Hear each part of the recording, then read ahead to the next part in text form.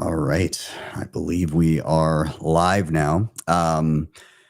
Everybody tuning in to the show, thank you for being here. I did have, as per usual, I did have a little script kind of prepared for the show to kind of, hype everybody up and hooray, the show. But, if you've been looking at the news, there's some crazy things going on, and I didn't want to leave the elephant in the room unaddressed.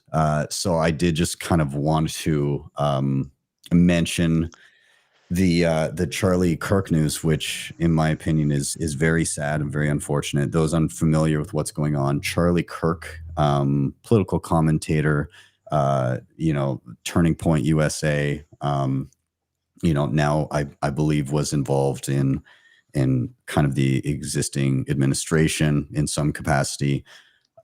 He has been shot and killed on a stage in front of what looked like thousands of people, I believe in Utah, at an event on a campus. It's, the footage is horrific. This one has really kind of shaken me up. It's one of those moments that I think is going to be kind of hard to forget on a historical scale.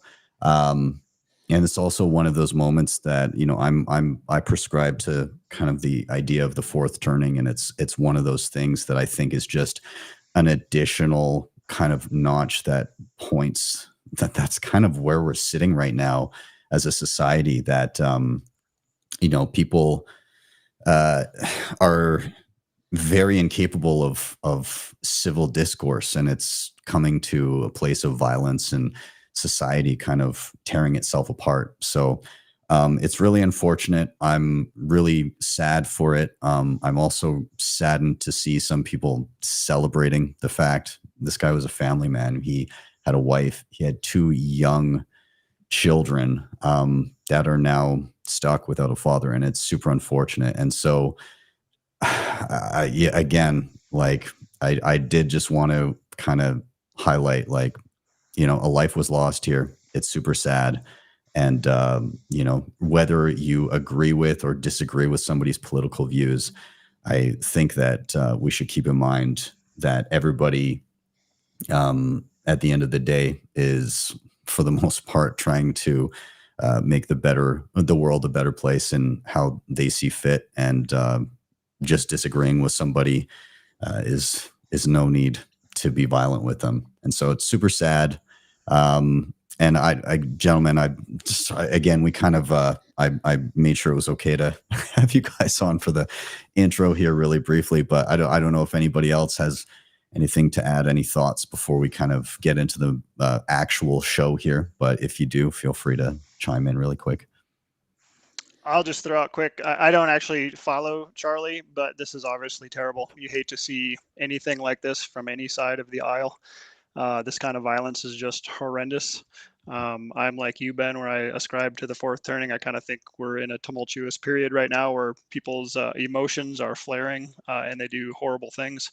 So, I mean, what else do you say? I'm praying for the family, praying for our nation. This is a tough time. So my condolences to the family. Yeah. Yeah, I don't really have anything novel to say. This only happened pretty recently, so still kind of processing this. But that picture you pulled up, this stuff hits really different. Like, I'm a relatively new father, and it's just incredibly sad to see. And like, the scary thing is, it just feels like the world is like just ready to boil over at the moment. And these kind of things are the stuff that starts massive civil unrest. And I don't know. It's incredibly sad to see. Hopefully this doesn't escalate. But it's fourth turning stuff. Yeah, it's rough. Yeah. The only thing I would add there, I agree with all of that, is it's not to be too ham-fisted here, but when things like this happen, and I can't help but think about how disappointing it is that more people don't dig into the root cause of so much of our societal decay. And to me, that root cause is the money being broken, and the trends that have been set in motion really since like 1971 in particular, And it's a shame, you know, that more people don't yet know about Bitcoin. Hopefully, obviously, we believe that will change, but you know, in a funny way, you know, this is the source of hope for solving some of those, you know, societal decay and increasing vitriol on both sides of the aisle. Yeah. Yeah. When people feel disenfranchised and that their life is going in the wrong direction perpetually, and they don't know where to point the finger, like you said, you know, society falls into disarray, and we get instances like this, and it's super unfortunate. And you know, it's not the only thing, but it's a major factor. And yeah, so I mean, with that, I'll just say, you know, thinking of Charlie's family, it's super unfortunate. You know, I've watched a handful of his stuff, and for the most part, I found him to be relatively reasonable and willing to have open discourse with people with completely different ideas than himself. And yeah, I'm longing for the world to go back to a place where we can agree to disagree and move forward together. And I get the feeling that people are tiring of this kind of stuff, but that we are still in that kind of fourth turning phase. There's a lot left to bubble over. I hope not, but it still feels that way. So with that, gentlemen, we are going to change gears. We, of course, are here for Why Are We Bullish, but I did not want to leave that off to the wayside. Myself and Nathan tomorrow on the news show will be covering more about that, but we're going to change gears. We'll put up the splash screen here and we'll dive into Why Are We Bullish now.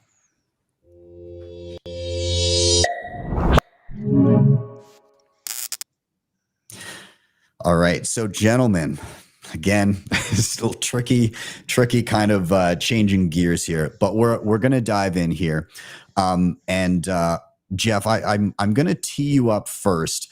And as I said, I did have a little bit of things that I wanted to touch on and maybe kind of tee you into, thus the title and everything that's going on. But a few things I wanted to mention here before we get rolling, and I just want to pull up a couple notes that I made prior.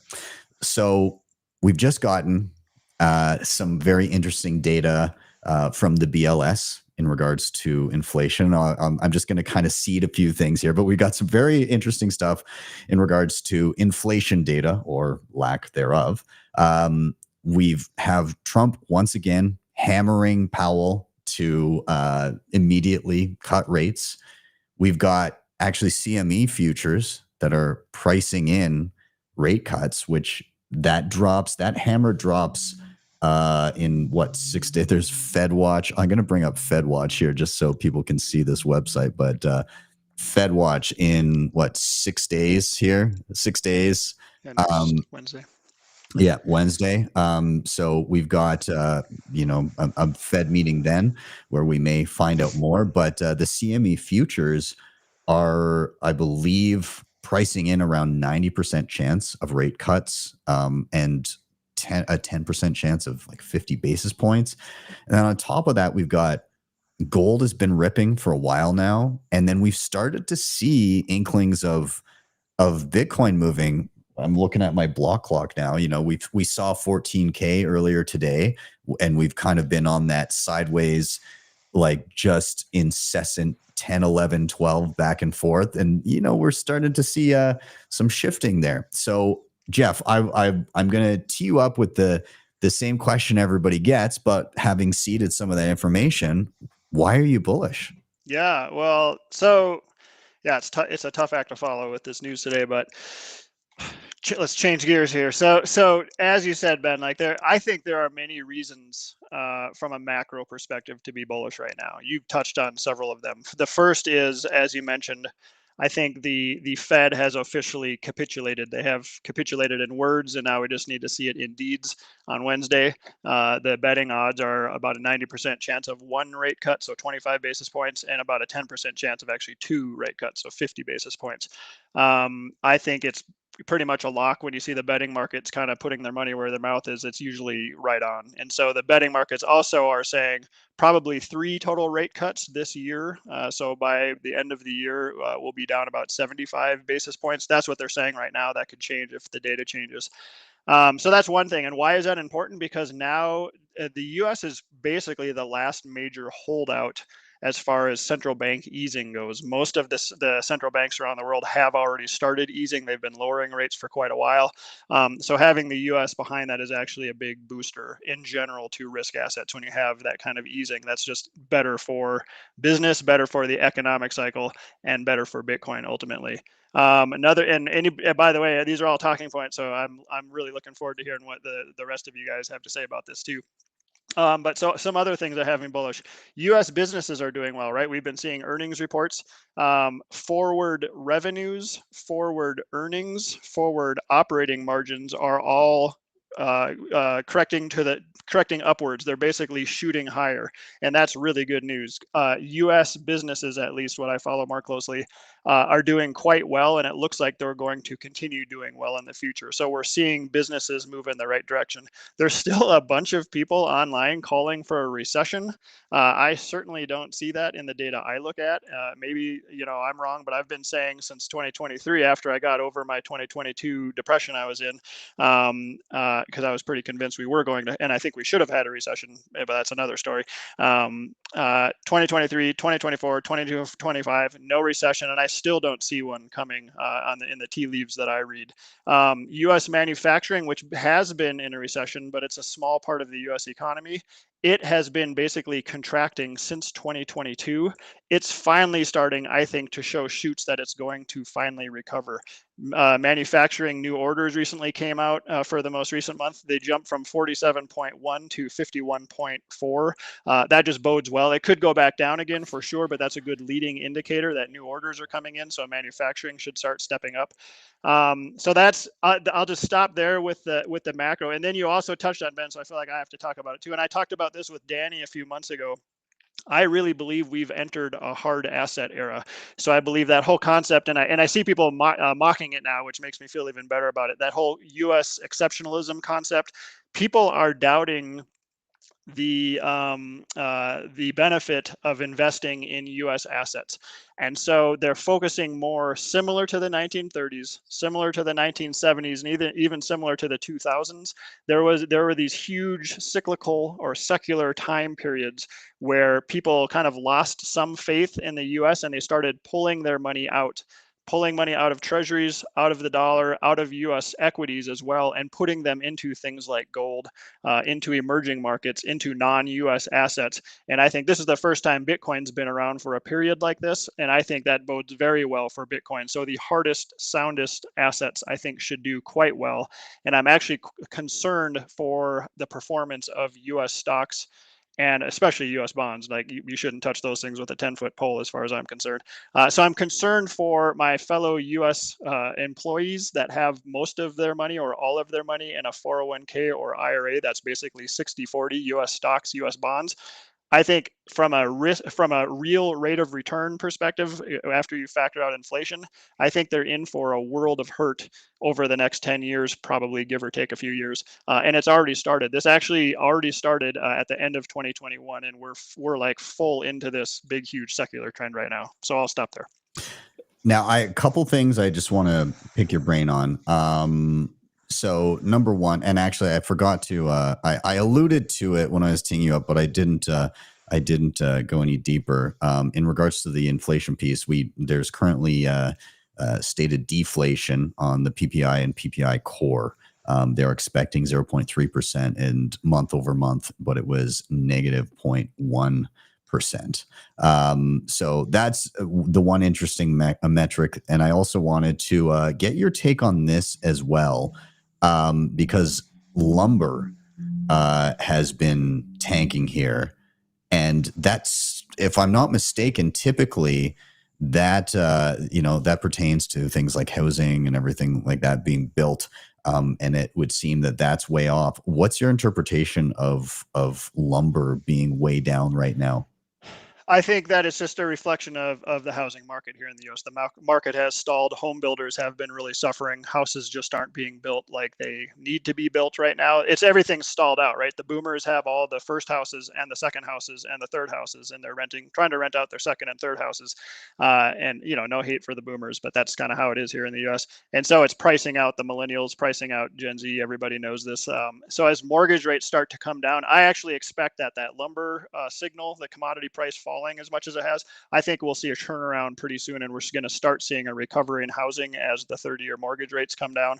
I think home builders will start doing better. I think lumber prices will start going up. I actually expect some kind of mild to moderate inflation in the coming months as the economy picks up steam. Interesting. I'll let Jesse and Danny, if you guys have anything that you want to tag in or mention or ask, feel free. And I see a link down there that I'll pull up in a sec.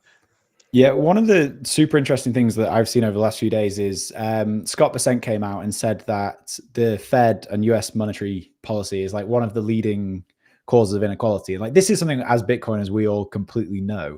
And Ben, I know this is your show, but can I ask Jeff a question here? Because I'd be really curious to know what you think, Jeff, in terms of whether this is just going to be, if they manage to get Powell out and they bring someone else in, is it just new boss, same as the old boss? I don't think the Fed matters very much, if I'm being honest. I think Lynn Alden's implication that nothing stops this train, she's talking about this fiscal train with these fiscal deficits. I think we're in a period where the fiscal policies will overrule the Fed's policies. So it doesn't really matter. The Fed has been a scapegoat. I think if Powell gets replaced and some new Trump appointee gets put in place, he could be the hero or he could be the scapegoat. Anytime there's inflation, they'll get blamed for it. But I honestly think the Fed is almost powerless in this situation. I think that's only going to increase or worsen over the next 5 to 10 years. I'd love to hear Jesse's take on that. Yeah. Well, I was nodding my head vigorously as you were talking about the sort of structural shift in asset allocations. I agree that bonds, fixed income in particular, is not where you want to be, probably. I know, not financial advice, but and I think that's what we're seeing too. So the link I sent for us to pull up here, great. Yeah, you can, if you click the image, it'll be much bigger. So yeah, this view is that in the global asset landscape chart that I put out that Saylor likes to use. I did it. So that was originally from 2023. Did a 2025 update of the same methodology to determine the numbers for 2025. And it was really interesting seeing the change from 2023 to 2025. And I, calculated that the annualized the CAGRs for those. The overall pie was growing at, I believe, 7%, actually 6% a year for the last 2 years. But then on a relative basis, this was, relative to that 6% growth, this is how each individual asset bucket, from my numbers, has been performing over the last 2 years.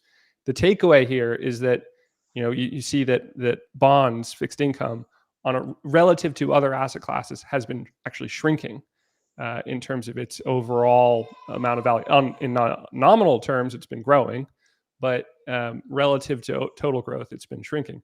And same in a smaller way for the money bucket. But of course, the two buckets that have been growing rapidly over the last 2 years are the hard money assets of gold and Bitcoin. And I think, that even though it's a 2-year sample that we're looking at here, and my methodology is, probably high error bars, I think it is probably emblematic of what's going on globally with asset allocations right now, and probably will continue given the sort of structural, shift that we're seeing and the sovereign debt burdens and how, true inflation, I think, is 7 or 8%, and fixed income, 10-year bonds, U.S. 10-year is like 4.5% right now. That's actually a slightly dated number. I'm not sure what it is. And so if you're holding those, you're actually destroying purchasing power, 2.5% a year if the M2 supply growth is the actual inflation rate, which is what I think it is the case. And it seems like global capital is waking up to that reality and and there's an exodus going on right now from fixed income assets, which are really contracts for future dollars, right? And into hard assets, because those are the assets they can't print. Man, Jesse, you make the best charts. Legendary. Thank you.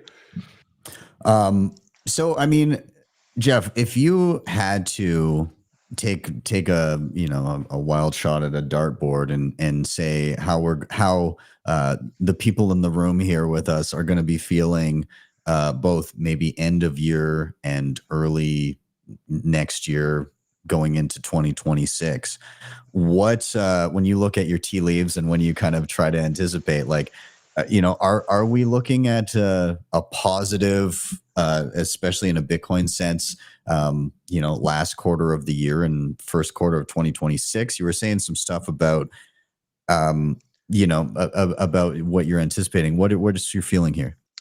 So the forward-looking indicators that I follow suggest to me that we're going to have an anomaly here, similar to how we had an anomaly with the U.S. manufacturing sector being in a recession basically since 2022 and finally, possibly, hopefully pulling out.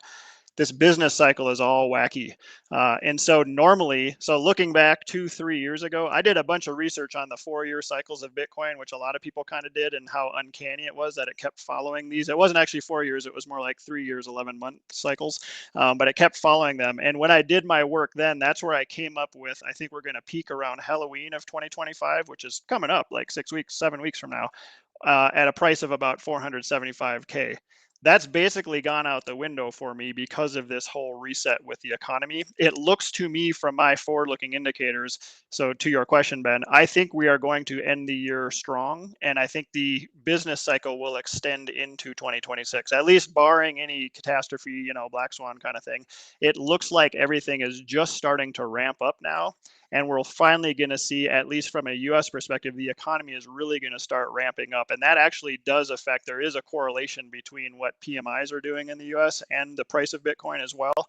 And so I do think this extends far beyond, you know, my original date of Halloween of 2025. I think we go beyond the fourth quarter into the first quarter, possibly into the second quarter. And as of today, I still don't see an end to it. So we could go even beyond the first half of 2026. And it just remains to be seen what the data shows. But so far, so good. Do you think that on the other side of all that, are we going to see drawdowns akin to the good old bears of the past? Or do you think that maybe things are going to be a little bit more subdued in the future? So from a behavioral economic standpoint, I think that humans will always be emotional, and I think markets will always ebb and flow based on fear and greed.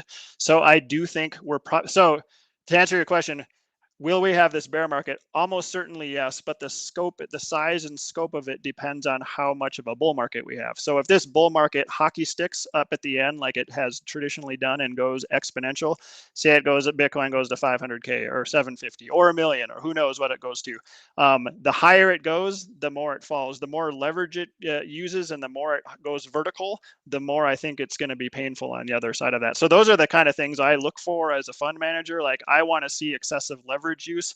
I want to see shorts getting liquidated day after day after day after day. And at some point that's going to reverse and we're going to go back to that leverage long liquidation cascade where it's just as painful or more painful on the way down. I'll try to be throwing out red flags at that point for anybody. But yeah, I'll be watching for that. So the higher it goes, the further it will fall. If we just continue to grind and only barely go up and it just keeps doing what it's been doing for the last year, I don't expect a huge fall from that because there's not a lot of leverage to unwind at that point. Saifedean said that if we only got a 50 to 60% drawdown this time, he'd be doing cartwheels. He'd be pretty. Maybe, happy. Yeah. We'll see. We'll see what the bull market gives us. Yeah. Fair enough. Yeah, it does feel like it's been quite a grind, and I feel like Bitcoiners that came in this cycle, they you know, it's the old man kind of back in my day, you know, we would see, you know, Bitcoin go 20x in a year.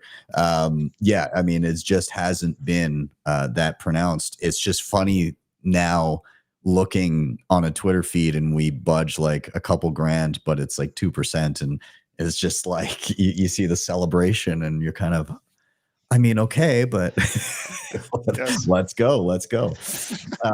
Anyways, I'll kind of leave it. If Danny or Jesse have any other quick little things that they wanted to shoehorn in here before we find out why Danny is bullish, then feel free. If you have anything else for Jeff that you wanted to ask or anything like that, otherwise I can roll over. I mean, the real question I have around this bull market is, where are retail? Like they don't seem to have shown up yet. And I think, at least in previous cycles, that's probably been the reason for the kind of blow off tops and then the huge crashes. And it's hard to see those happening right now. The way that the market is structured, and we have like sailor buying every week, regardless of price, like I don't see the huge crash yet. And I do wonder if retail, instead of coming into Bitcoin, are just going into treasury companies at the moment. So like I struggle to see us having like similar cycles to the past at the moment, but I'm probably with Jeff. Like as soon as retail shows up, things start getting nutty again. Like then you can guarantee you're going to have a fall after that. That's my take. Yeah. So that's where I wonder if the other forces in the market now are just so much bigger that like retail could show up and it still wouldn't precipitate, like a manic print on the chart, right? Where you have that sort of spike with it. It's obvious that we're in some sort of euphoric mania. Because I think that's because Bitcoin as an asset has matured every cycle.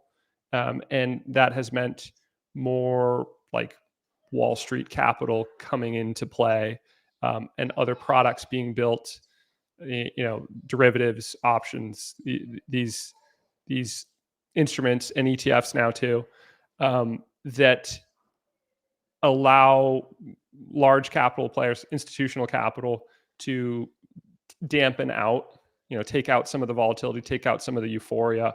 And I think we may be living in just like a different structural era now for Bitcoin.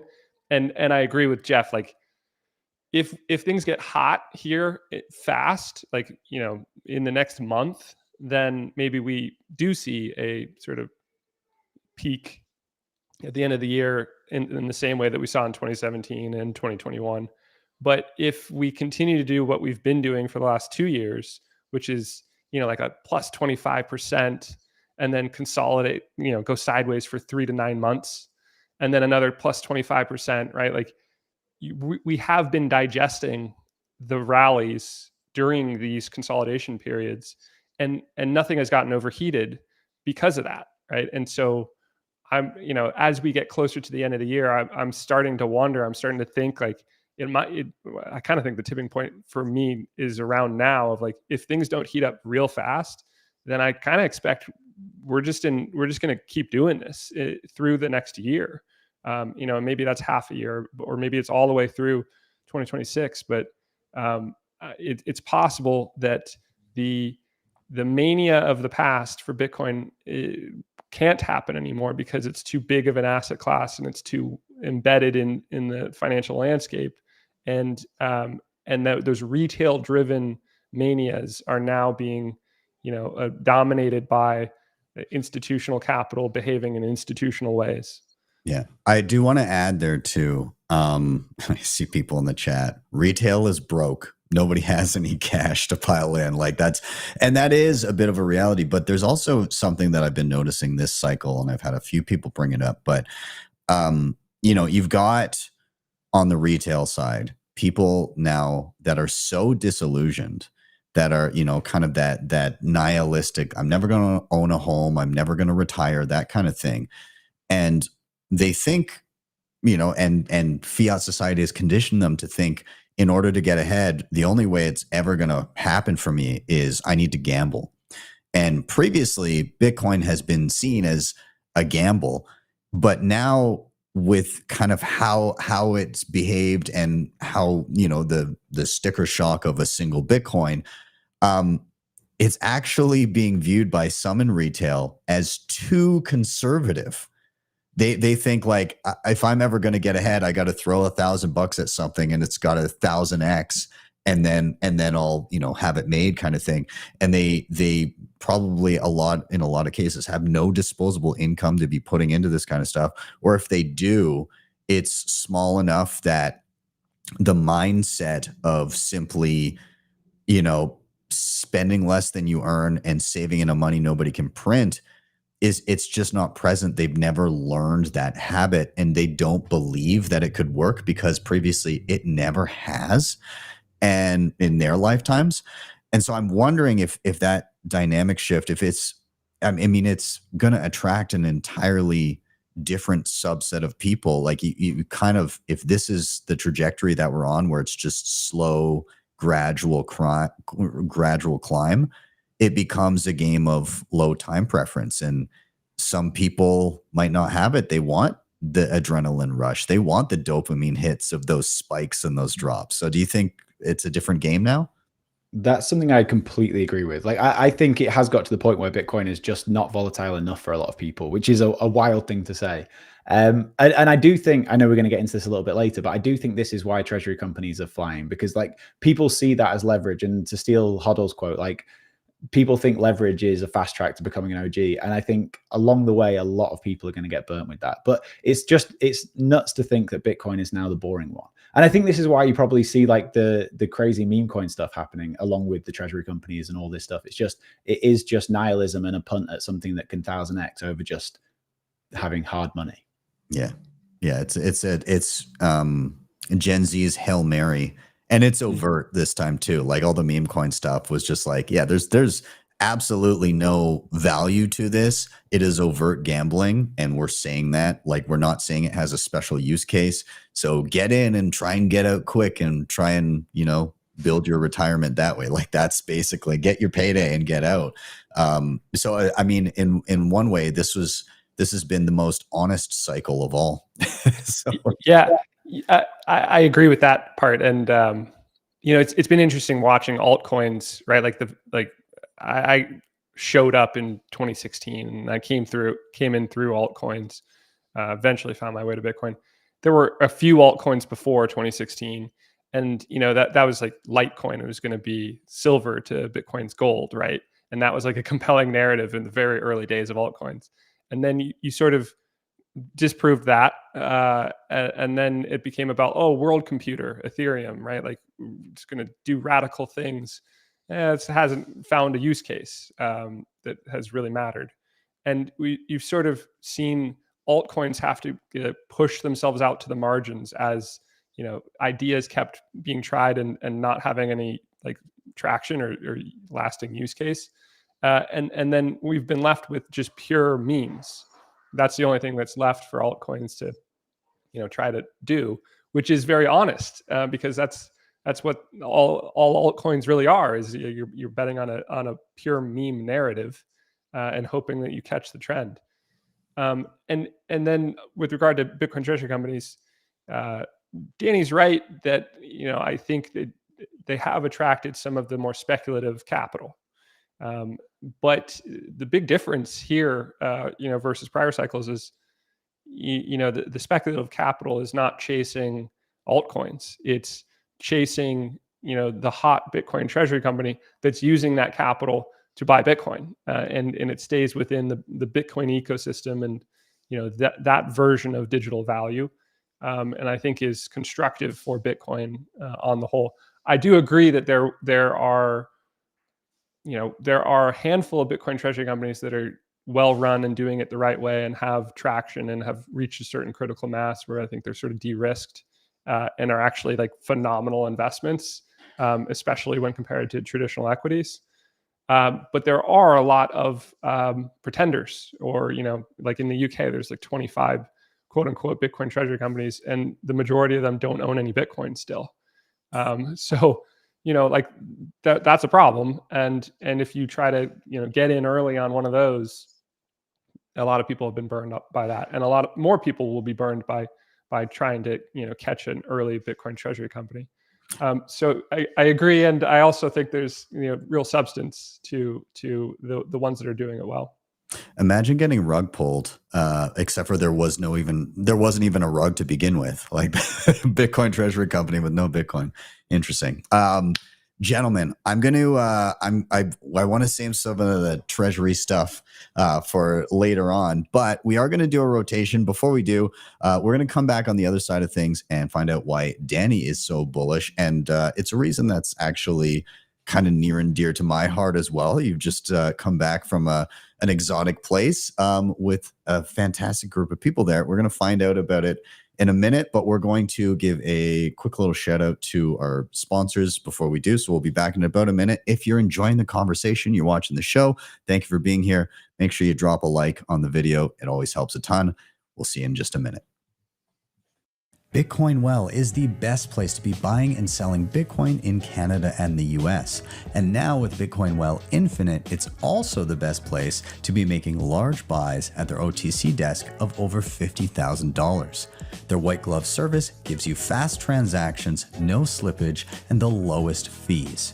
You can scan the QR code on the screen or simply head to bitcoinwell.com/BTCsessions to sign up today. And you can share your own personalized referral link to earn commissions. If you've been around Bitcoin for more than a minute, you've definitely seen something made by CryptoCloaks. Since 2017, they've been the go-to for badass 3D printed Bitcoin gear, from custom home mining rigs to sleek hardware wallet mounts that make your setup look pro. I've been stacking Cloaks gear for years, and most recently I grabbed their Gamma case for my miner. Let me tell you, it turns some heads. You can customize everything, and of course, the legendary Bitcoin grenade, yeah, that's them. Hit the link in the show notes or scan the QR code to visit CryptoCloaks.com and stack your own custom Cloaks gear today. DEBIFI is the best and easiest way to borrow against your Bitcoin in a non-custodial way. Funds are held in a multisig escrow where you hold a key, and the platform allows for excellent hardware like the Cold Card Mark IV and the Q. You have access to flexible conditions, the best rates, and institutional grade liquidity. If you're looking to make use of your capital, don't sell your Bitcoin, borrow against it. You can head over to DEBIFI.com to check them out, or simply scan the QR code on the screen. All right, gentlemen, we are back in, and we're going to do a rotation. Danny, I'm going to toss it down your way. Same question everybody gets. Why are you bullish? Well, I was gonna do some macro stuff, but there's no way you can possibly follow Jeff on that. So I kind of wanted to start by talking about one of the concerns I've had about Bitcoin for a little while, which came off the back of a conversation with Thomas from PubKey. And he said we're all going to be rich and depressed because the project failed. And that really stuck with me. And I think it kind of happens in one of two ways. It's either sort of state co-option of Bitcoin or just pure apathy from Bitcoiners. And if Bitcoin's sort of end state is just a store of value that is all KYC on and off ramps, and there's no real freedom money aspect to it, like, I don't really know if that's winning. It's not winning to me. Like, Bitcoin can be $1 million a coin, but if it's not being used as actual freedom money, then it's just not that interesting to me. And there's a few sort of concerning things around that. Like, when you look at the number of people that hold self-custody Bitcoin, it's shockingly low. Like, it's very hard to get an actual figure on that, but it's probably sort of between maybe 1 and 3 million people globally. And so these are things that I've had concerns about for a long time. And if you'd have asked me to put like a percentage on it that we actually lose all the freedom money aspects of Bitcoin before a trip I did recently, I might have said like 70, 80% chance. And so, like, what is Bitcoin winning? Like, I came into Bitcoin in 2016, 2017. Freedom money was the narrative. It wasn't all the financialization side of things. And that's always been super important to me personally. And I know Bitcoin doesn't care about my feelings, but that is my feelings on this. But I just got back from a trip to Bali. I was there with the HRF crew. And some of the stories that people tell you on those trips is absolutely insane. So I was hanging out with Leopoldo Lopez, who, for anyone that doesn't know, was the opposition in Venezuela, spent over a decade in prison, and he's obviously now free. And like, it would be in his absolute right to just go and live his life and do things with his family. But he's still sort of fighting for Venezuela. And the only way he can do that is with Bitcoin. And so he's using Bitcoin. He can't have a bank account in Venezuela. He can't access the payment rails. Like, Bitcoin is his money of last resort. And And so it kind of made me rethink this idea of how many people will use Bitcoin as freedom money and what is a big enough number for it to have actually won. And I don't know like the exact number, but I do think if anyone, like if that number's not 0, I think that can be called Bitcoin winning. So the thing that I'm super bullish on is the idea of freedom fighters using Bitcoin, not just because they can use Bitcoin, but because it is literally their only option. Like we need number go up. Number go up is great. I want to get rich just like the rest of you. But as long as freedom going up is also happening, then that is something I'm super bullish on. And hearing those kind of freedom fighter grassroots movements using Bitcoin as actual freedom money is the thing I'm insanely bullish on right now. I love that. And again, it's something that I find super important. And you know, I've been working alongside the HRF for a few years now. And they do incredible work. And you're absolutely right. The stories that you hear of some of these people that have lived under tyrannical regimes, and you know, one of the first things that dictators do is they shut off your access to banks and your ability to transact, because then you can't fund anything you're doing. And it's littered with examples of that. And I will say that, to your bullish point, over the past 4 to 5 years of attending HRF events as a Bitcoiner and seeing Bitcoiners injected into this very much non-Bitcoin space to present this as a tool in one's tool belt to fight back against that type of oppression. At first, my experience was that it was met with extreme skepticism. And we would have these little workshop rooms, and more or less all the Bitcoiners would just kind of propagate there. And you do a round of hands, you know, how many people are new to Bitcoin in the room? And very few. A few hands would go up. It's mostly all Bitcoiners hanging out. Flash forward to this past year at the Oslo Freedom Forum, and we asked the same question. And it was, I'd say 90% all political activists that have come around and realized, hey, this is actually incredibly useful for what I'm trying to do as a fundraising mechanism, as a way to get, you know, money into a country where we've been banned from the banking system, all that kind of stuff.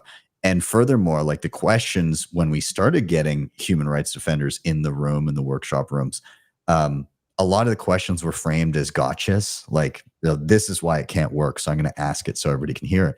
But as with most people's Bitcoin journey, you know, oh, this can't possibly work. And so you start asking questions, trying to shoot it down, and you realize that you can't.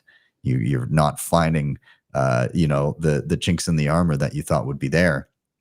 And yeah, so it's been very, very rewarding watching this. Now I'm myself and a girl named Anna Chekovich, who works for the Anti-Corruption Foundation. She was under Alexei Navalny, who opposed Vladimir Putin, and unfortunately passed away in a prison, in a Russian prison. I mean, he was killed. Yeah, he was killed. Yeah, he was basically killed in a Russian prison. But yeah, you know, she worked for him since she was, I think, 18. But now it's myself and her hosting quarterly webinars teaching human rights defenders how to use Bitcoin for the first time. And we regularly have a couple hundred people, you know, attending these webinars, which is amazing. So Danny, you're absolutely on point. It's one of the most bullish things that you can witness in Bitcoin, in my opinion, is seeing it used in that capacity, because it really shows where the rubber meets the road. And you know, us in the West, we're used to seeing it as a speculative thing or as a mechanism to save the fruits of our labor, but it's also much, much more than that. And I'm super bullish on Bitcoin as actual money. And I think it makes you kind of ask the question, what is a Bitcoiner? Because these people aren't on Twitter shouting about treasury companies or having the Knots core debate. They're just out in the field using Bitcoin in the way that, in my opinion, it was completely intended. So like, if it was for me, I would say they're the real Bitcoiners. They're the people that are fighting oppressive regimes, dictatorships, using Bitcoin because it is their only money of choice, like their only money they can choose. It's insane. Like it was really eye opening. Yeah. It's really cool to see it happening. Side note, not nearly as bad as what most of these people that we're talking about have gone through, but obviously Canada got a little draconian a few years ago and shut down some bank accounts.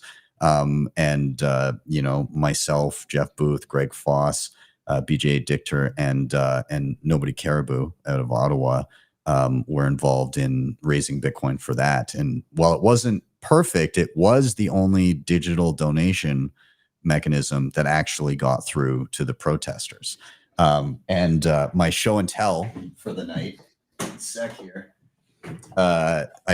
This isn't operational, but it's not been plugged in for some time. But this is the node in which the trucker protest funds came through. This was my Lightning node at the time, and so I just have it as a keepsake up on my shelf as a little cool symbol of like, hey, this stuff actually works under pressure, which is super cool. So That's cool. That's awesome. Hey Ben, can I throw a question at you? Oh, sorry, yeah. Jesse. Yeah, go for it. What percentage of Bitcoin usage do you think has to be true freedom money for this to succeed? Honestly, all that's needed is for people to be able to have their ends met without having to go through on and off ramps. So like, really, that could be as localized or as large as you want, really. So, you know, I'm at home. That's kind of a goal that I have. So we started something called the SAT market. We host it a couple times a year, but we just started with the Bitcoiners and said, okay, you know, we all know this is better money. We're all earning dollars and buying Bitcoin with it. Why don't we cut out one of those steps and have a market a couple times a year and then keep in contact in between markets so that we can actually get as much of the stuff that we need as possible with Bitcoin. So, you know, I've got a guy that I get my beef from, eggs, chicken. I've got my barber accepts Bitcoin. I've got a personal trainer.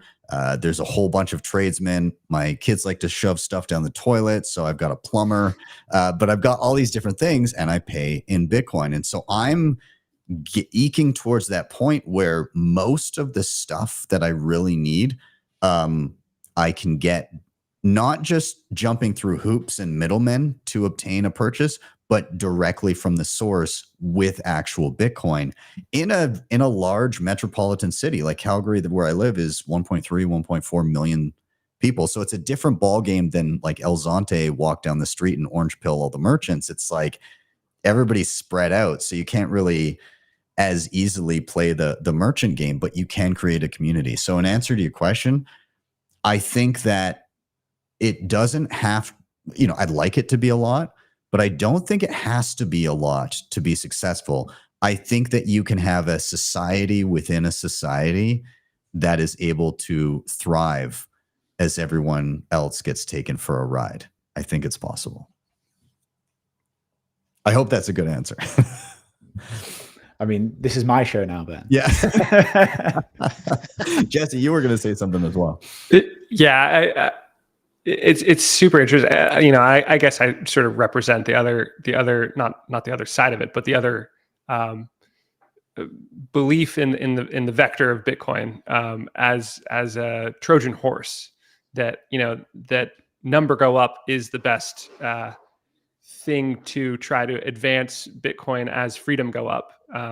In the sense that, like, if we can capture a piece of everybody's portfolio, then, you know, everyone's a Bitcoin advocate, and everyone, you know, and Bitcoin has some staying power, or, you know, gets the critical mass that we're already probably at, almost certainly, to be money in the digital age. And if you can get to that like level of saturation, then you can cement those freedoms. And I do, it does sort of hinge on, like, I do believe that, so that those, you know, freedom money is inherent in the protocol, and the gatekeepers won't be able to preclude people from transacting in Bitcoin. And I don't know if that's the case, but my assumption is that that will be the case. And then it's about like trying to induce people to adopt Bitcoin through number go up greed in order to ensure freedom money. What I was pointing at here is like, my little bit of show and tell as well. This painting by Alex Schaefer is one of his Burning Bank series.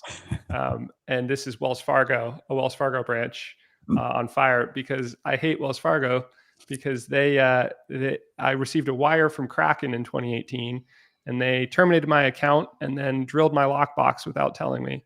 And at the time I was keeping, sensitive codes there. And, so, Bitcoiners being targeted, persecuted, and having their sort of freedoms taken away in terms of banking access is awful. And the most important thing that Bitcoin can provide, I just happen to be an advocate of, I think the way to cement it societally is through inducing greed and getting people to adopt it because of number go up. I think the Trojan horse analogy, I think will probably be right. But this is why I think apathy is like the scariest thing in Bitcoin right now. Like, as everyone gets rich, we need to continue to care, because there's probably an alternate reality where the Trojan horse went into Troy and actually just got burnt down before they had the big party and everyone got drunk. And I think, like, as Bitcoiners, doing what Ben is doing is perfect. Like, we need people paying in Bitcoin, using Bitcoin, because if it does just become a completely KYC thing where you can only interact with it through like verified on and off ramps, that's a terrifying scenario. So I think the Trojan horse thing will be correct, but I do believe that Bitcoiners need to like remain vigilant while this is all happening. Yeah, I would echo that. It's Bitcoin as a back end to a financial system is positive in that it's a lot harder to BS. Like, I mean, that this is why we've seen so many exchanges collapse in the past, because you can't fake it for a long time when the money is actually based upon something and people come a-calling for their final settlement, which is possible in an expedient manner. So it's really tricky to get around that. And so, what do we see every single cycle? Mt. Gox, well, we've matured beyond that. Oh, Quadriga, well, we've matured beyond that. Oh, FTX. And so it's just cascading larger and larger rug pulls and catastrophes, not because there's something wrong with Bitcoin as is often presented in the media. It's because Bitcoin points out BS so efficiently that it's hard to pretend like you've got the money when you don't. And I think that's a great thing. But I also agree, like, what freedom do we gain if we can't also use it as cash or use it permissionlessly? I think that needs to be a mainstay, and I think now is the time to really start exploring it. I think it was we were ahead of our time when it got pushed 2014, 15, 16. I mean, we didn't even have Lightning yet, and it was inevitable that on-chain fees would rise over time. And the pain point that we have is we're all witnessing the infrastructure for a global money be built layer by layer.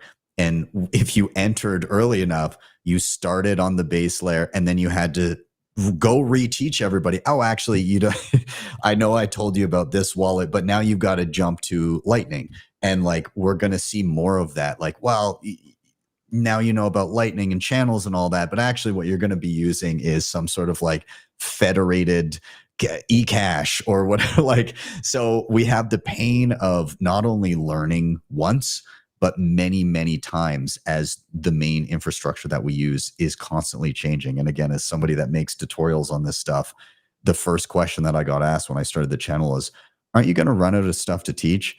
And the answer is the exact opposite. The list of stuff I would like to cover, but will never have time to, is immense. And so, yeah, I mean, it's growing. I hope people do use it as money, though. So, Jeff, I do want to see if you have any takes in and around Danny, HRF, all of the stuff that we're talking right now. Oh, shoot, I have so many things I'd like to say. I'll try to keep it concise. First, Danny, I totally agree with you. And I think like the battle remains for the soul of Bitcoin, right? We can't lose it. And it's like you got actually like you too, Jesse, your story. I think I came around about the same time as you in 2016, and I was just a crypto degen goofball. I sold all of my Bitcoin for a huge a diversified portfolio of crypto.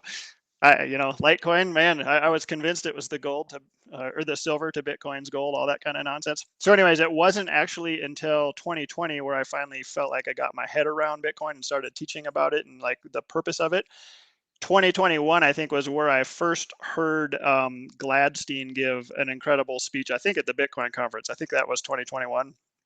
It really moved me. And that was where I turned into freedom technology. Like this is so much more about making money, right? And so that's where I kind of started getting passionate about talking about it and talking about the separation of money and state. And I think about this kind of stuff a lot while I sit here in my office about how fiat currency is the ultimate wealth extracting unit. It's the best way for governments to steal purchasing power that's ever been created, because it's so sinister and it does it behind the scenes and almost nobody knows that it's happening, right, through inflation. And Bitcoin is this monster that's been created that literally just sucks the purchasing power back out of fiat and into the Bitcoin network. And when it comes there, it stays there, which is awesome. And so that's part of what, like the Bitcoin treasury companies, I have very mixed feelings about them. One is I think that they're inevitable.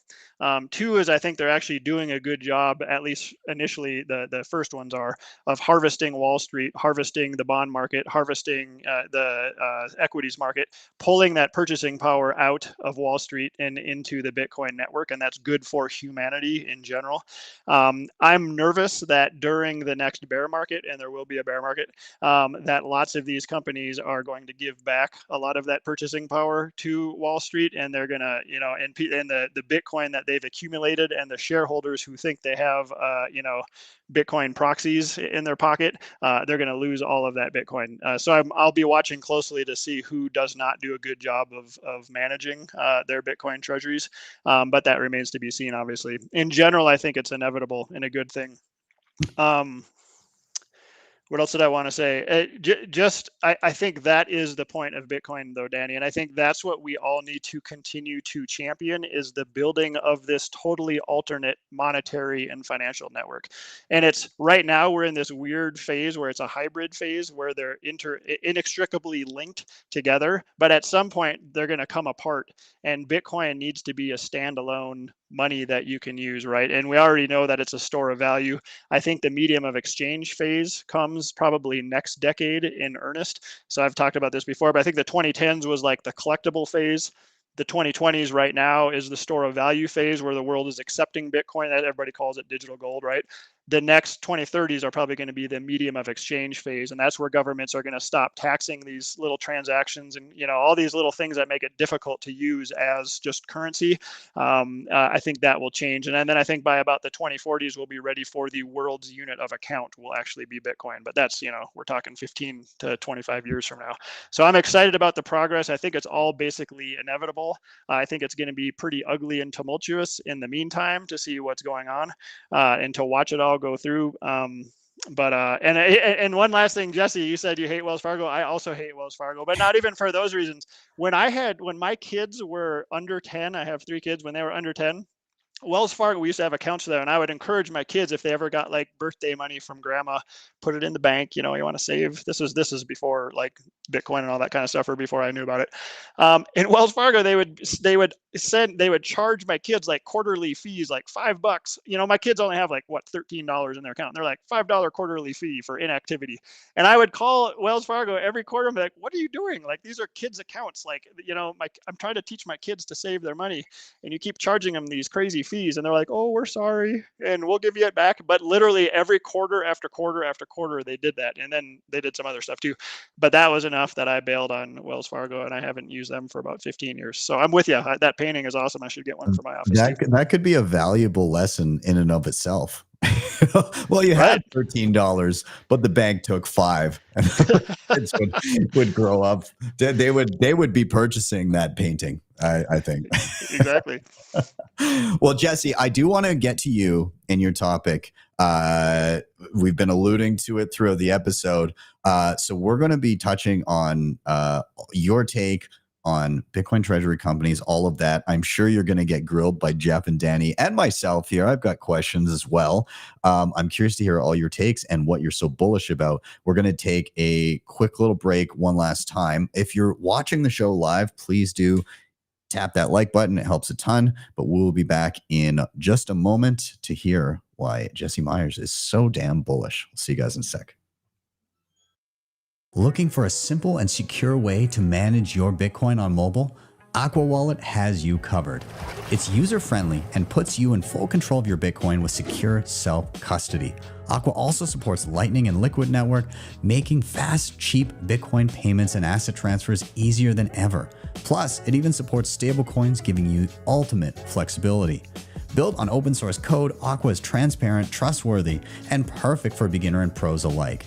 Ready to upgrade your Bitcoin experience? Click the link in the show notes or scan the QR code on the screen now to download AQUA Wallet today. Securing your Bitcoin doesn't have to be complicated or invasive. With NUNCHUK's HONEYBADGER plan, you get state-of-the-art multisig with built-in inheritance planning and no KYC required. NUNCHUK is trusted by users to secure billions of dollars in Bitcoin. The HONEYBADGER plan offers 204 assisted multisig, guiding you step-by-step on mobile or desktop. It works seamlessly with hardware wallets like TapSigner, ColdCard, Jade, and plenty of others, so you're always in control. Plus, with non-KYC inheritance planning, you can ensure your Bitcoin goes to your loved ones. No private info needed. Take control of your Bitcoin today. Click the link in the show notes or scan the QR code on the screen to check out the HONEYBADGER plan. CoinKite has been in the game for years, creating hands down the best and most secure hardware when it comes to securing your Bitcoin.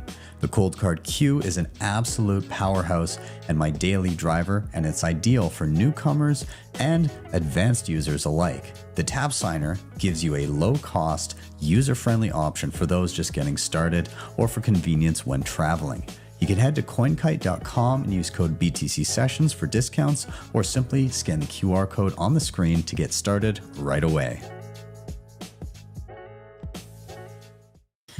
All right, we are back in, and Jesse, my body is ready. I'm going to give you the same question. Why are you bullish? Fill us in. Yeah, I'm first of all, I'm bullish for the reasons these gentlemen are bullish. But I guess what I am uniquely bullish about, especially on this panel, it seems, is Bitcoin treasury companies.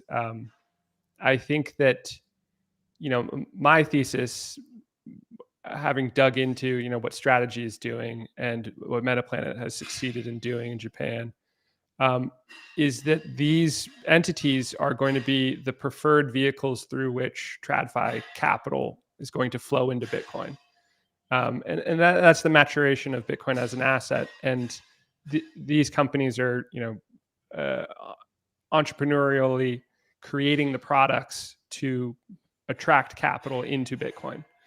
And I think the best example of this is what Strategy has done over the last year, which is creating these preferred equity instruments, which are really designed to appeal to fixed income capital. We talked earlier about if you're holding a 10-year T-bill, you're getting 4.5%, 5%. And really any bondholder, risk adjusted, is getting mid-single digit returns. And then here comes Strategy, that's offering 8 to 10% a year, wrapped up in effectively a fixed income product offering. And it just happens to be powered by Bitcoin, right? And that's because Saylor believes that Bitcoin will continue to grow at a CAGR of 30 to 50% a year. And he's happy to pay 10% a year in order to get more capital to buy Bitcoin, knowing it's going to grow way faster than that obligation. And so that little anecdote, that's a microcosm of what's going on with Bitcoin treasury companies. They are going out into each capital market in the world, building their balance sheets, and then coming up with ways to attract more capital. I think the end state for, in every capital market will be a leading Bitcoin treasury company with a large enough balance sheet to justify creating preferred equities, and then really targeting the fixed income market in particular. Strategies now also targeting the money market with their stretch product, offering 9% a year, which no money market fund can match. And again, it's powered by Bitcoin, so that's why no fiat instrument can match it. And Strategy will inevitably win market share over time in the money market landscape because of this advantage. And the net of that is that, Strategy is hoovering up all that capital, but it's putting it into Bitcoin. And yeah, it sits on the balance sheet of a centralized entity. But I think that's the economic reality of how Bitcoin is going to help accelerate the osmotic flow of capital from TradFi analog store value buckets on that global asset landscape chart and into Bitcoin. So Bitcoin treasury companies are effectively capital pumps that are sticking little straws into the pools of capital in these analog buckets, and trying to siphon that away, trying to pump that capital out of those buckets and into Bitcoin through these entities. And Ben, if you want to pull up that chart there of when I put together a thread 3 months ago, really a presentation about what I think could be the scale of what's going on here, and this will make diehard Bitcoiners uncomfortable, but I think it's the possible reality of what we're looking at here, that right now Bitcoin treasury companies own a very small percentage of total Bitcoin. But if the dynamics that I described are true and play out over the next 10 to 20 years, we could be looking at a future 20 years from now where Bitcoin treasury companies own as much as half of all the Bitcoin in the world, specifically because they have been the conduits through which lots of fixed income capital from the bond market has flowed into Bitcoin. And Bitcoin treasury companies have been the biggest bidders for Bitcoin. Like who is going to be bidding for Bitcoin when Bitcoin's $5 million per coin? I think the biggest bidder in the world is going to be Strategy, because they just unlocked the next $1 trillion of fixed income capital, and they're going to indiscriminately be buying Bitcoin with that capital. I don't know how big, this sector will end up being, but I think it could end up being half of all Bitcoin. And if that's true, and if Bitcoin goes to $13 million per coin, as Saylor thinks 20 years from now, then Bitcoin treasury companies could hold $140 trillion worth of Bitcoin. And I think Strategy would be half of that, which would mean they would hold $70 trillion of Bitcoin, and that would make them the most valuable company in the history of the world by a huge margin. And this is problematic in many ways for like the purist cypherpunk version of Bitcoin. But I also think it's like an economic reality of this is how Bitcoin grows up and eats traditional finance. This is very interesting. I have many. I'm kind of trying to follow down the line to a logical conclusion here as to where this ends, right? So my first line of thinking is, how long do you think that this model remains compelling to people, right? Like, how many treasury companies can exist and still have the ability to actually have people lend them money to accumulate Bitcoin? And does it need to, because when I'm thinking of just kind of my layman look at the world, for me as an individual, I think, okay, well, it makes sense if I earn money that I spend less than I earn and I save in Bitcoin. That makes a whole lot of sense to me. So it then makes sense to me that inevitably people who own companies that understand Bitcoin would say, geez, we've got we're actually a company that earns money. We're not just, we're not just bleeding money all the time. It makes sense for us to hold our treasury in Bitcoin. Where I get a little lost is when a company becomes just straight treasury. The only thing you do is obtain debt to accumulate Bitcoin. And that works as long as dollars will be lent for you to buy the Bitcoin. And Saylor actually famously has said that he believes that the dollar and Bitcoin can live together in harmony. I feel like that tune has kind of changed over time, but he posits that Bitcoin and the dollar will coexist into the future. But in perpetuity, lending dollars to buy Bitcoin, at some point, I have to imagine that this happens at such a pace that who's going to take the dollars at that point? And if that happens, I mean, I feel like the people that did it first are going to be great. But like, if you're a company, like you have to have, do you not have to have like an underlying business that accumulates money through your actual business as well? Anyways, it's kind of a mess there, but Jesse, give me some thoughts. Yeah, there's a lot there. So I think first and foremost, like most businesses will only ever use Bitcoin as a treasury asset. I think right now there's an opportunity for Bitcoin treasury companies who are focused on delivering Bitcoin yield, and that's kind of, in my view, the definition of a Bitcoin treasury company.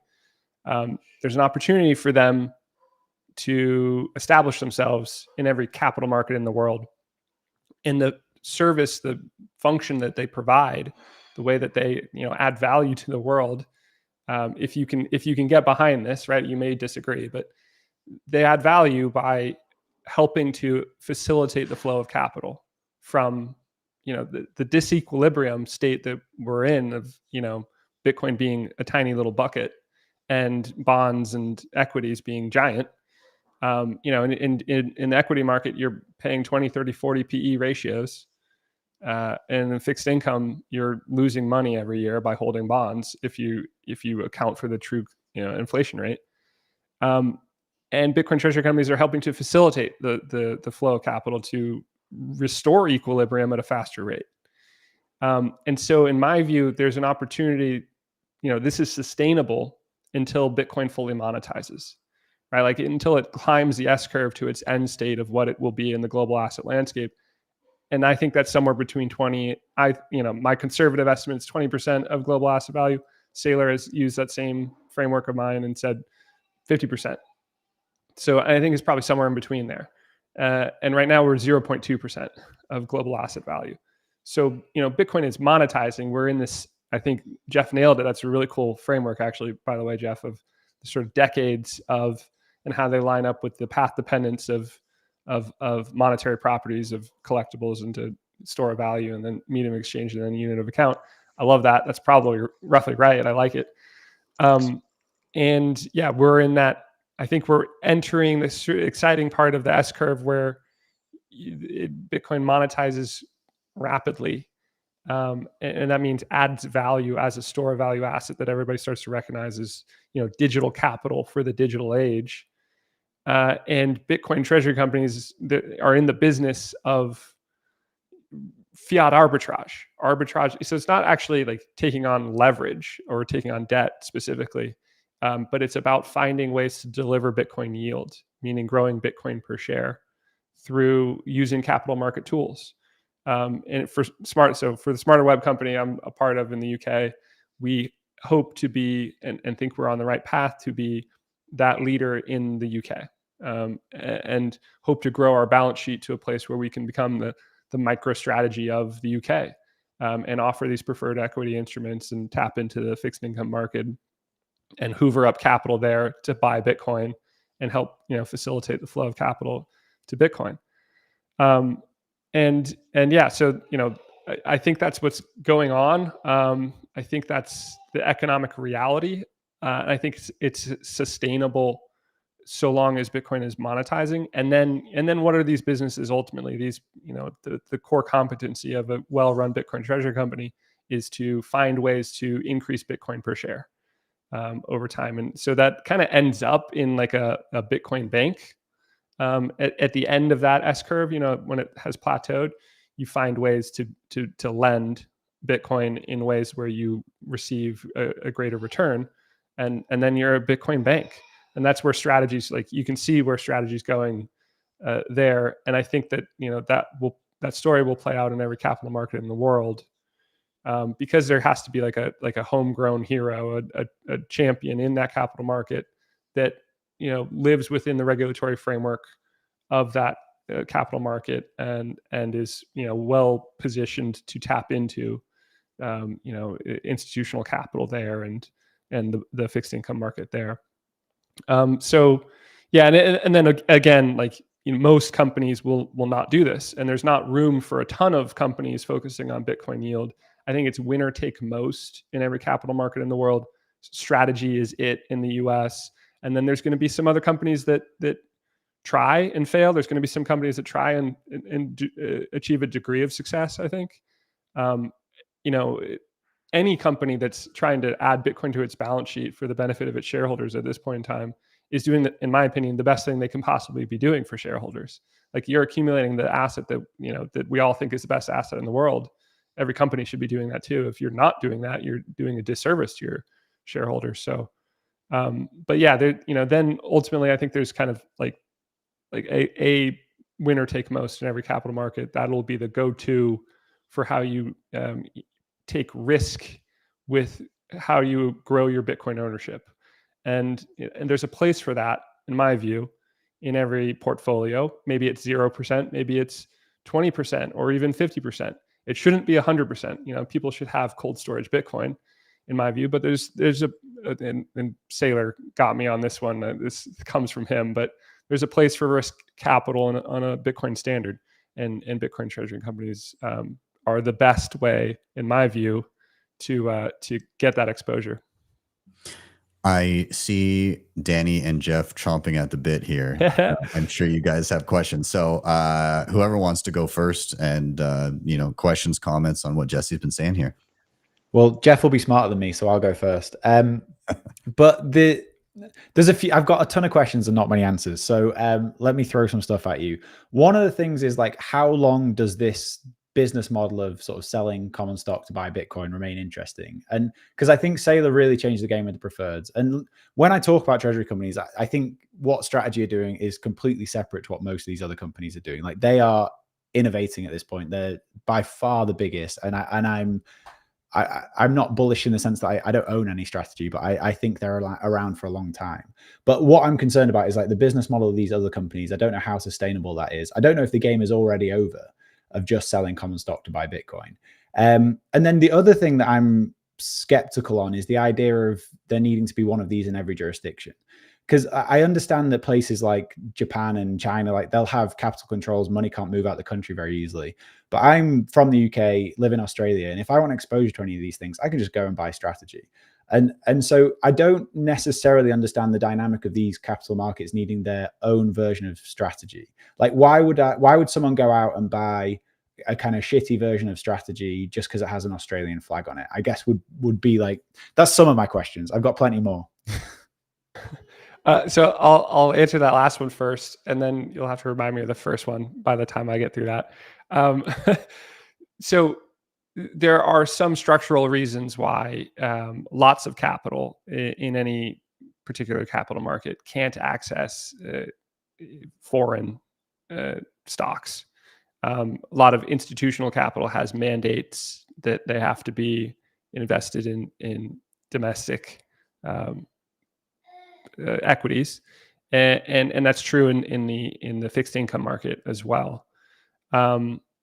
And so that also, as you're familiar with in the UK, to date, the FCA has not allowed retirement account capital to have access to Bitcoin. And so your options are, you can jump through some hoops to get, probably not that hard, but to get access to strategy, or I guess to MetaPlanet. But if it's, you know, a UK listed company, it's slightly easier to get access to that with your retirement account capital. So so those are some reasons. I think being embedded in the regulatory framework of a jurisdiction makes it easier to have conversations with institutional allocators and say, like, you know, we're regulated by the FCA, as are you. You have mandates to invest only in UK companies.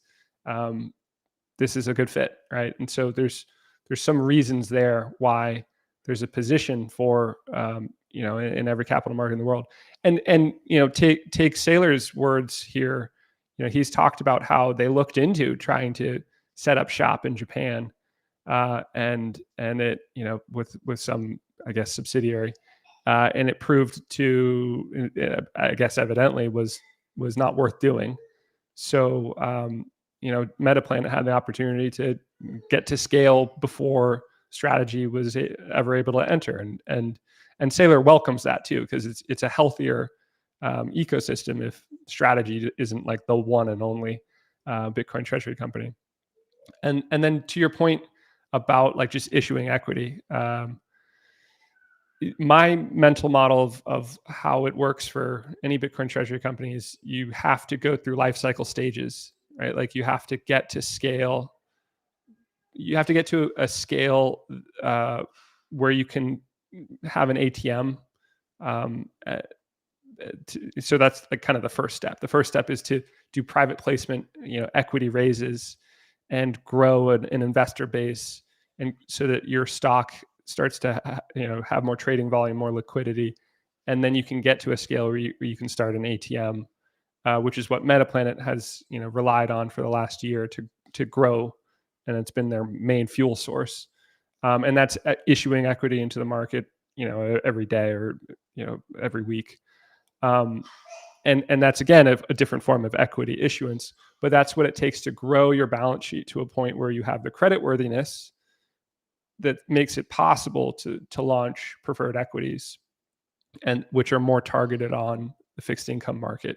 So you kind of have to transition your fuel source from speculators and then people who are seeking value in equities. Like that's, I think, one of the things that's misunderstood about Bitcoin treasury companies is, you know, you can buy a 20, 30, 40 PE ratio company, but and you know, the implication there is like you're paying today for, you know, you're paying a price of 30 years worth of earnings for that stock.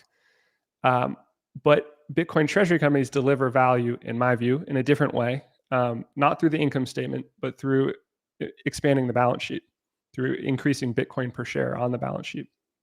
And when you run the numbers on that, and we put out a report about this over the summer with a new metric called PBID. If you run the numbers on how quickly a Bitcoin treasury company has been able to deliver Bitcoin yield, and then compare that against their MNAV, the premium that they trade at, versus the Bitcoin on their balance sheet, you know, Strategy is delivering value. So like the equivalent PE ratio for them is like 1.5. And for MetaPlanet right now, it's like a quarter of a year. And for SmarterWeb, it's a quarter of a year. And so if you expect a continuation of that kind of performance, in the same way that you expect a continuation of earnings for a traditional equity, then these are the most undervalued equities in the world, a well-run Bitcoin treasury company. And I do make that distinction of like, you need to have a track record of delivering Bitcoin per share increases. But, you know, and there's a lot of pretenders who don't own any Bitcoin who wanted the price pop and are in it for the wrong reasons, and all those things are true. But, you know, among the well-run Bitcoin treasury companies, they're delivering shareholder value through this different approach. But like at the end of the day, like that's what a company wants to do is to have their retained earnings go up through the, you know, the operations year over year over year. And Bitcoin treasury companies are instead using fiat arbitrage, using capital market tools to directly inject Bitcoin into their balance sheet at an incredible rate, because the opportunity is so big right now, because fiat buckets are so big and Bitcoin is still so tiny, that, you know, these things are delivering real value and at an incredible speed. And anyway, so, you know, that's all to say that for the first couple life cycle stages, the fuel source needs to be issuing equity and delivering, you know, Bitcoin per share increases through those efforts, so that you can grow to a stage where you can, you know, focus on tapping into the fixed income market as your primary fuel source. I want to allow Jeff to tap in as well, whether it's continuation of what's being said here, or if you have your own line of questioning that you had as well. I know, Danny, you had others, but I want to give Jeff a crack at it too. Yeah, holy smokes. I got lots of things I'd love to talk to Jesse about. And but so anyways, first of all, you hit on this, Jesse. This is the trade of the decade, right? I've been saying this for a while too, and I know people talk about this, the speculative attack, or you know, I like to say speculative arbitrage. If you can buy, or excuse me, if you can sell or short or borrow something that's depreciating and buy something that's appreciating, mathematically it's just going to work out. And the bigger that yawning gap, as you see with the dollar and with Bitcoin, the more profitable that's going to be over time. So it's a great strategy in general. I too am skeptical that the additional US-based Bitcoin treasury companies will have the same kind of impact or returns and results that MicroStrategy or Strategy has had. And a lot of that remains to be seen. Danny talked about, like, or I think, or Ben, one of you guys or both of you guys were saying, like, how long will companies be able to sell common stock, sell shares to buy Bitcoin? And I would say, you know, as a fund manager, this is very common in Wall Street. It's a very traditional thing to do for any company, even in the fiat land. If your shares are overpriced, they'll issue a bunch of shares at that higher price. They'll take that cash, you know, deposit the inflow and use it for whatever. They'll put it on their balance sheet, they'll buy treasuries, whatever. And so obviously for any company, I think this will just be a standard tool once the novelty of this wears off going forward, because every company over the next 10 to 15 years will become a Bitcoin treasury company, meaning it's clearly the best asset. It's clear the best way for companies to accrue purchasing power over time, probably at a rate higher than an ROI higher than their other investments they would make as a company. There's not many business lines that can keep up with a CAGR of 30 to 50%. So I think it will be kind of standard for most companies just to be like, hey, we're overpriced right now for whatever reason. We're the meme stock of the day. Let's issue some more shares. Let's take that cash injection. Let's buy some Bitcoin with it and put it on our balance sheet. That's actually a very intelligent move to make. And I think more companies are going to be doing that. I agree with you, Ben, that I think we're in this period. Oh, sorry, Jesse, you got something? Yeah, I was just going to say, sort of to Danny's point and to your point here of, like, how long does this last? I do think that, you know, my mental model is that, like, this is an industry that's emerging right now, and that 18 months from now, like, there's going to be a meta planet in every meaningful capital market in the world. And so, you know, it's a land grab right now. It's a rush to establish that leadership position, to be that the meta planet in your capital market, and then, you know, from there these entities grow into sort of strategy-like role in their capital markets. But basically, I don't think this is forever. I think this is a very much, it's happening right now. Now that MetaPlanet has proved that it's possible, and 2 years from now, it'll be in hindsight.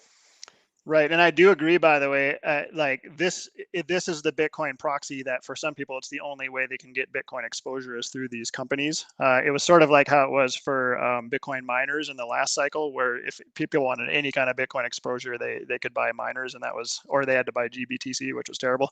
Hey, so two other quick things. I know we're running out of time.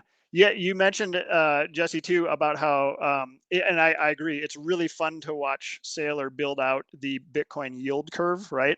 So I have two things about that. One, and they're totally unrelated. The first is these new treasury companies that are coming on board. If they issue preferreds, do you think the market will accept anything close to the rates that Saylor is paying? So Saylor is paying what, 9-10% or so on his preferreds right now. If a company X, which is the 7th company in the US to be a Bitcoin treasury company, if they want to try this strategy, I'm very skeptical that they'll find enough buyers to make it worth their while. Do you have an opinion on that?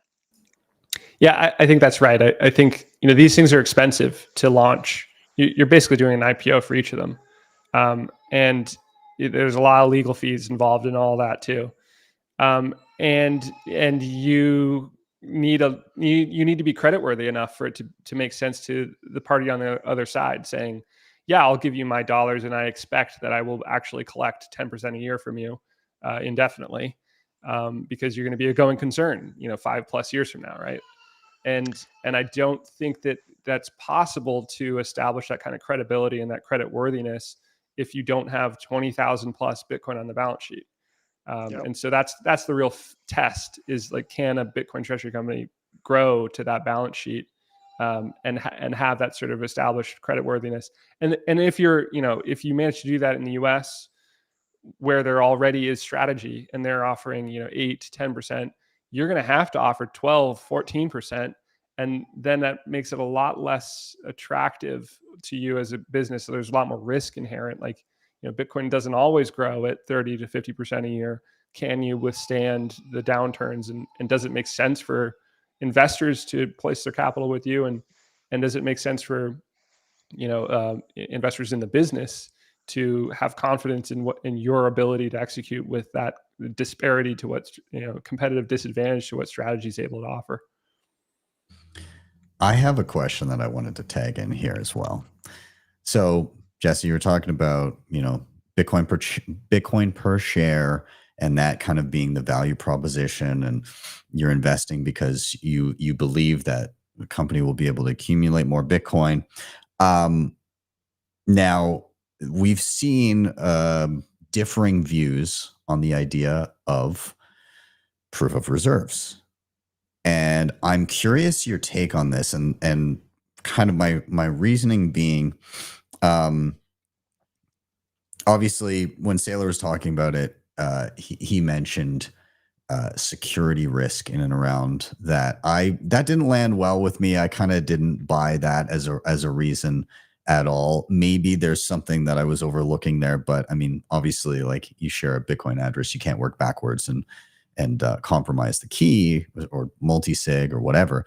But I'm curious if part of it may come from if Bitcoin per share is playing into it, and those numbers get reported, what, quarterly? Is that correct? Is that typically what happens? I don't know. Bitcoin per share, I mean, kind of daily, really. Or sometimes, yeah, maybe it's every month. Is it possible that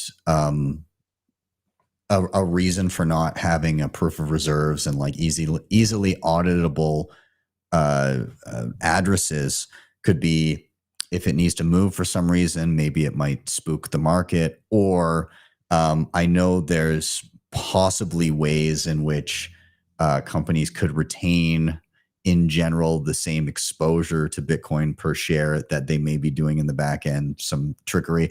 Or is there a worry of, you know, if for some reason, especially on maybe some of the smaller treasury companies, if there's a reason for some, you know, something happens where they do need to unload some Bitcoin, even in a short term, would that spook customers and get them to sell shares and stuff like that? Do you think that maybe plays into an unlikelihood of some companies to do proof of reserves? What's your take on the whole proof of reserves thing? Yeah, it is a super interesting topic. I think that over time, proof of reserves will sort of become a standard. I think that right now, Bitcoin treasury companies are, for the most part, like focused on establishing themselves. And I think, you know, I'm sympathetic to Saylor's point of view here. Really what he's saying is, like, we already do an audit, and an audit is the gold standard because it includes proof of liabilities. And, you know, proof of reserves without proof of liabilities doesn't really help you much. Of course, there's the Bitcoiner take of like, well, it's like, then you know that there's no funny business going on. But the audit firm, like, they're staking their reputation. They're their credentials on there's no funny business going on when they attest to something. I do think, you know, basically I think it comes back to like a Bitcoin treasury company doesn't know if there are risks and needs to be very careful to not take on risks without, you know, without knowing about them in advance. So, you know, so I think there's sort of like a hesitance to get go in that direction. But Metaplanet's, you know, has established that as part of their identity. And I think, you know, as the sector matures, there'll be an increasing pressure to go in that direction. And, you know, I think that'd be a great thing if best practices in how you do proof of reserves is layered into that. But for the time being, the assurances of a public company with a you know, Big Four audit should be sufficient for any investor. And the bigger focus, you know, like if we were to do proof of reserves, it would take a lot of time to you know, test out all the risks, and it would take our eye off of the ball in terms of the thing that matters most, which is how do you find the next slice of capital to deliver Bitcoin yield to shareholders. I will toss it to, I know, Danny, I think you might have one last thing to toss in here. So I'll throw it over to you. I mean, I've got 1,000 things I could ask, but one of the ways, Danny, I guess we're just gonna have to do another podcast. Yeah, yeah, I think we will. Like one of the ways I've been looking at this is like who wins, and I agree with you in the sense that I think this is going to be a winners take most market. I think there'll be multiple, but I see like a pretty bearish case for any of the smaller treasury companies in the sense that like you're always fighting the gravity to like a 1x MNAV and below. And do you think there's like a scenario here where if these smaller treasury companies are trading below 1x MNAV, that they're kind of stuck in a doom loop in the sense that the only way out of that is then selling Bitcoin, trying to get the share price back above 1x MNAV, but then what does that actually do to the business model? And just for like context, if I go fully left curve, people buying Bitcoin's cool. I like it. And this is always going to happen, but these are just the questions I have around the whole treasury company market. Yeah, I think you're right. I think we don't talk enough about like buyer beware for an unproven Bitcoin treasury company. If you do get, if you end up invested in a company whose flywheel stops or, you know, never gets started, they should trade under a 1x MNAV because they have costs to operate.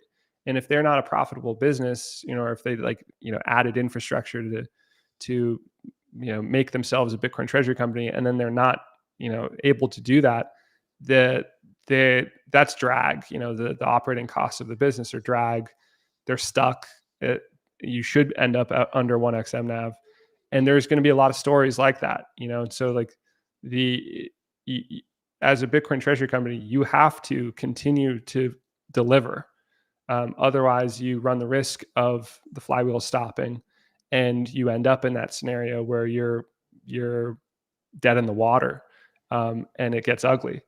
And so I think that's going to happen for most Bitcoin treasury companies. Like as I've said in the UK, like most Bitcoin treasury companies never bought Bitcoin. They just said they were going to, and they intended to, and they hoped for the price pop and for things to happen so that they could. And you know, then the market changed on them, and they never got the critical mass they needed in terms of investors lined up or whatever, right?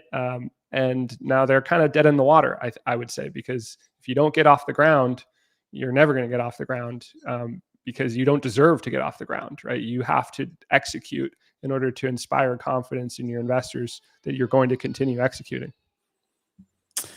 Well, this has been great, gentlemen. I've really enjoyed this. This has been quite a good rip here. I appreciate you guys getting bullish with me on a Wednesday. I know it was a bit of a somber start to the show. And again, I do want to say again to Charlie Kirk's family, condolences. It's really unfortunate, but I'm glad that we could at least get together and have a good chat regardless.